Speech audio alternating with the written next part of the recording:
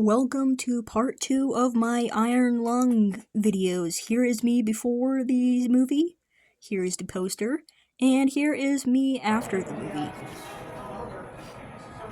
Just got home from seeing Iron Lung. I was gonna wait until tomorrow to film this, but I want to get this out now. You could probably tell by the way I'm talking, I'm still emotional. I've never cried at a movie before. Literally at anything before. It's really hard to get me to cry. And sometimes here and there, if I'm really, really into a song and feeling it, I'll get a little emotional, like tight in my chest a little bit. When Iron Lung ended, I actually, I was sobbing. I've never sobbed in my life before. And I am so proud of Mark and everyone who worked on the movie. He's been working on this for almost 4 years now, 3 years. And it's in over 4,000 theaters. He's not working with some big box office Hollywood studio to do this. He's doing this by himself. This is all self-financed. He just had his friends help him work on it. He put everything into this by himself. He didn't go to a big company to help him do it. It was just him and his friends. He's just a normal guy on YouTube that makes silly videos about video games that he plays. And he is so passionate about this one game that he played, he decided to make a full production movie out of it, and it hit over 4,000 theaters. This movie is so important. Like, you have no idea how important this movie is. Like I said, he's just a regular guy. He's just a normal guy that plays video games for fun and uploads his reactions to YouTube. And he made a movie based on one of the games he played that he liked. I heavily relate to Mark. I'm just a normal person. I'm just a normal person that makes videos for fun and posts them to YouTube just like Mark.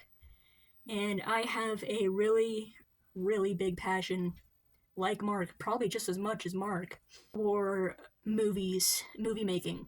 Mark is obsessed with making movies and stories and acting and editing and just the process of how movies are made, stories are made, and I am the exact same way. I am absolutely obsessed of what goes into a movie and how it's made, with all the people, the editing, the resources, the setup, the recording, everything. I'm not exaggerating when I say this.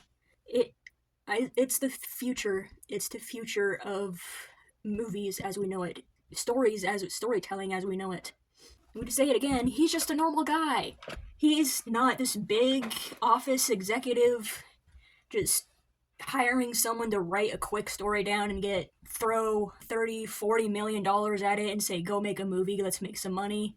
He put 3 years of his life and blood, sweat, and tears. Literally blood, sweat, and tears. He had to go to the hospital because of it. Again, put his 3 years of his life and literal blood, sweat, and tears into a project that he believed in. Not some AAA giant Hollywood company writing a quick story. Literally 99% of the movies out today, or even the past 15-20 years, to be honest, every single movie is soulless, has no personality. It's the exact same plot for every single movie. Hero is here, they get in trouble, they fight the bad guy, they win in the end. When I went to go see Iron Lung, it was real. The emotion was real. Also, Mark is just such an incredible actor. All the other I don't watch movies anymore because, like I said, they're fake and soulless and just have no personality. And I don't feel anything for the characters, so I don't really watch movies anymore because they don't make me feel anything. But when I watched Mark's movie, I felt everything. I felt everything that Simon felt, and everything that Ava felt, and he is just such a great actor. And I'm coming in here to say, on top of that, another thing that goes with the problem of 99% of movies nowadays is these big soulless companies are hiring these giant big name actors to play in their movie because everybody knows them, everybody loves them, so they want them for their movie because people are going to go see it because their favorite actor's in it. But the problem is 90% of Hollywood's actors are fake and soulless and are only doing it for the job and aren't putting character and personality and emotion into the character they're playing. They're just reading the lines off the script and they all feel soulless and emotionless. Mark really knows how to write a cohesive story, and he knows how to act in it to get the message and the feelings across to the viewer. I felt everything. I have kind of trouble with feelings, like I don't really feel anything and nothing gets me to feel something, like at all. But Mark's movie made me feel like I was feeling what Simon felt. Just the pain and anger that he felt, and the betrayal, and the hopelessness. And for a 2.5-hour movie almost, only being in one room, one tiny room, it didn't get boring at all, and you just felt the absolute hopelessness and terror that he felt. Because it was real, Mark exactly knows how to get across the feelings that his characters are feeling with the pain and the anger that they feel. Like I said, it's kind of extremely hard, if not impossible, to get me to feel anything towards the story or character of most things, unless it's extremely well crafted, and when the thing ends, my chest gets tight, like, that was absolutely amazing and incredible. I felt everything in the story, and that's how I felt with Iron Lung. I haven't felt like this ever. I genuinely sobbed at the end of the movie in the credits. I've never done that before. Also, by the way, when the movie ended, the entire theater just exploded with screaming and cheering and clapping and whistling. I'm also so happy that Mark included pictures of Henry and Chica and Amy. But yeah, I sobbed. I was clapping, obviously, because it was absolutely amazing. But I was clapping, and I was sobbing, I was crying, and I was shaking, still kind of shaking, shivering because it's -2 degrees, and my heater turned off. You have no idea. I'm gonna be serious with you. You have no idea how important this movie is. All of these movies and literally everything today is being controlled and taken over by AI and fake companies that do not care about the story they're putting out or the fans that they're putting it out to. They're just trying to get a quick buck so they can be even more millionaires, trillionaires. So I was watching his live stream of Routine, and someone donated, they did a super chat, and every single live stream that I've been a part of Mark's, whenever someone donates a super chat, he immediately shuts it down and says, "Thank you, but please, guys, don't do that. I don't need money. Go give it to someone else." He doesn't care about money. He cares about the story that he's telling, the characters he's portraying, and how he's making his fan base feel. He's more interested in telling an actual real story with real feelings and real characters than making a quick buck off of a movie or a project that he's working on. Mark is genuinely the most humble and kind person on the planet. Probably thinking, like, I have no business talking about what Mark is doing as a content creator that barely has 600 followers when he has 40 million. Plus, let's see, Who Killed Markiplier? Wolford Warfstash, Heist of Markiplier, Heist of Markiplier 2, Space of Markiplier. He has over 6 shows, TV shows that he's done. Well, not TV shows, YouTube shows. 6 YouTube shows plus a full production movie that's in 4,000 theaters. I understand exactly where Mark is coming from. I'm exactly like Mark. I am extremely passionate about creating and storytelling and acting and just everything. He's just a normal guy. He just so happened to start YouTube in 2013 or 2014 and happened to get big, and with the money he got from YouTube, he followed his dreams. I have the same dreams as Mark. I want to make stories, I want to act, I want to make shows or movies or shorts or skits or whatever. And to further prove that Mark does not care about the money, he cares more about the stories he's writing and telling. With all of his shows that he's done, Damien, Heist of Markiplier, Who Killed Markiplier, Space of Markiplier, Those are all extremely high production shows that he's done. He's got a whole team working with him to produce these stories that he's wanting to tell. And it's all for free. It's all for free on YouTube right now. You can go watch Space of Markiplier, Heist of Markiplier for free. He's not getting anything from this. He doesn't care about the money. He didn't make the shows to get money. He's made the shows to have his viewers have entertainment, to have a connection with him personally and with his characters.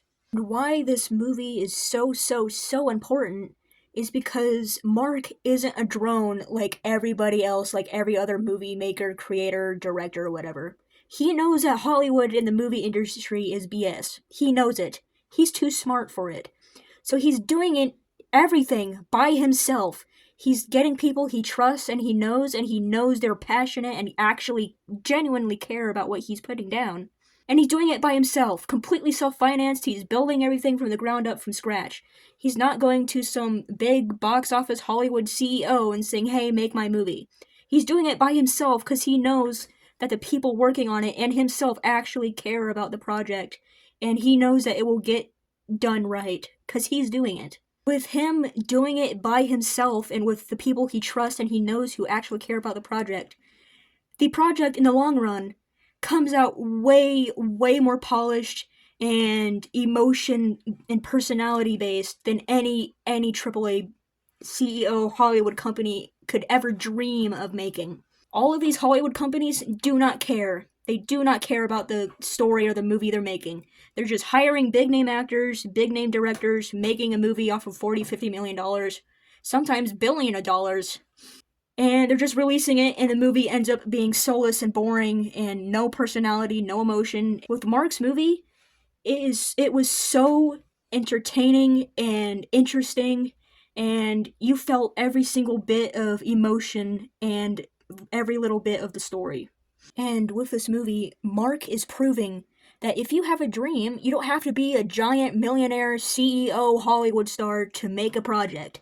He's proving that if you have a dream, an idea, go make it. You don't have to be a millionaire, extremely special person to make something and make it in the big world. If you have an idea, write it down, take a video of it, talk about it, and release it. Even if you're not great at acting, you're not great at reading off of a card and talking to a camera, you're putting your idea, your story out there. Mark is proving that you can literally do anything if you're passionate enough about it.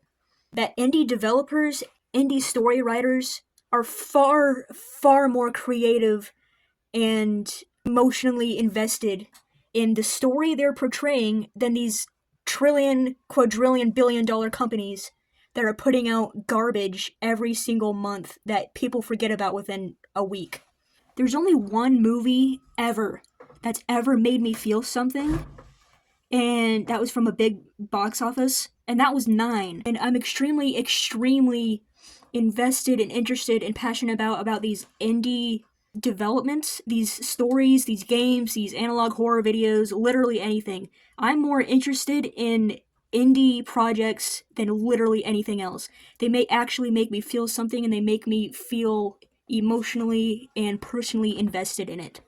One of my all-time favorite analog horrors that actually makes me feel something, and the twist gets me every time, even though I exactly know what's going to happen, it gets me every time, is Children Live Under the House by Vintage 8. If you haven't watched it, please go watch it. It's an amazing indie analog horror series. It's absolutely incredible. While I was waiting for the movie to start, there was a trailer for another small indie company making a movie for the Mortuary Assistant. Another indie game. It's not a big AAA game studio game. It's an indie game. And they're making a movie of it. The fact that that trailer for that game was in Mark's movie just shows that indie developers are far more important than these AAA companies. Indie companies and indie developers, indie project makers, whatever, are more important because they are the audience. AAA companies have no idea what the audience wants, and they just look at statistics and trends and then make a movie off of it, knowing nothing about it, and it ends up being trash and people forget about it in a month. These indie developers are the audience. They know what they want, and they are making it by themselves because they know what they want. Mark's movie is the first step forward into the future of storytelling and entertainment for the better, for the audience, for the people that it's aimed at. And I want to end the video on naming a couple indie games that I think will be absolutely amazing adapted into a movie. One, Mothered. That game is absolutely insane. If you've seen the movie AI, Artificial Intelligence, it's a little along the lines of that, but not really. Mothered is very disturbing. Just the art style and the music and the animation is disturbing. And that indie game made me feel something. And another game, I feel like this game would be perfect if Mark directed it. It's because right up his alley. It's right up his alley. It's called Manny's. If you haven't seen Manny's, please go watch it. Again, I'm probably tagging 8-Bit Ryan because it's all I watch besides Mark. Manny's is exactly Mark's humor. It's exactly Mark's style. He said in a couple interviews that he'd like to make a comedy movie.